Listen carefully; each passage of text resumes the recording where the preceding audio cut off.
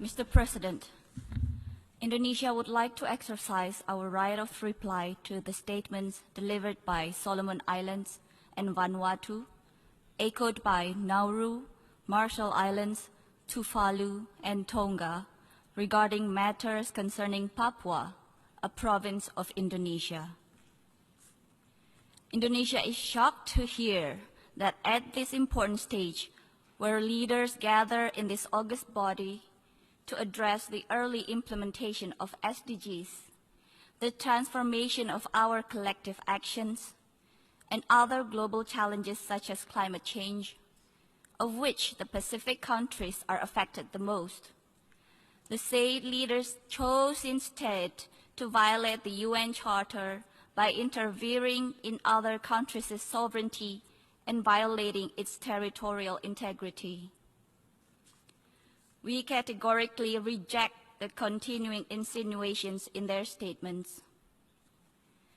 They clearly reflect an unfortunate lack of understanding of the history, current situation, and progressive developments in Indonesia, including in the provinces of Papua and West Papua, and also an unfriendly and rhetoric political maneuver.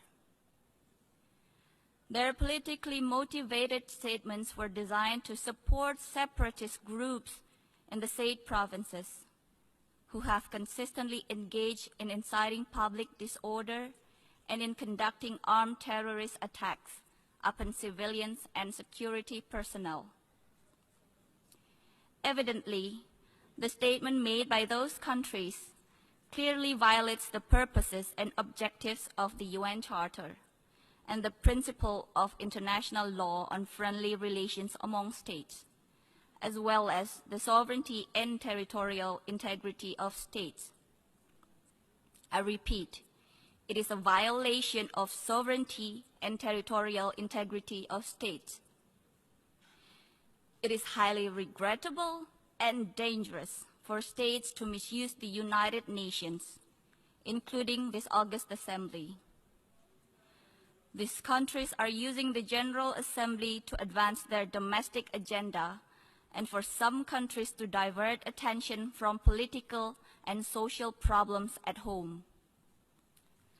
The said countries are also using false and fabricated information as the basis of their statement. The conducts of these countries undermine the UN Charter and are detrimental to the credibility of this Assembly. Mr. President, Indonesia's commitment to protection of human rights is unquestionable. Indonesia is a founding member of the Human Rights Council. Indonesia has sat as member of the Council for 3 previous periods and is currently a member of the Council for the 4th time.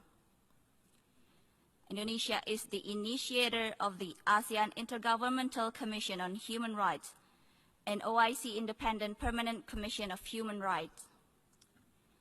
Indonesia has ratified 8 out of 9 core international human rights instruments, all incorporated into our national legal system.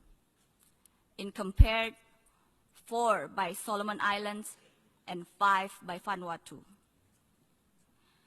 Indonesia is among few countries who have a continued national action plan on human rights and currently is on its 4th generation of the plan from 2015 to 2019.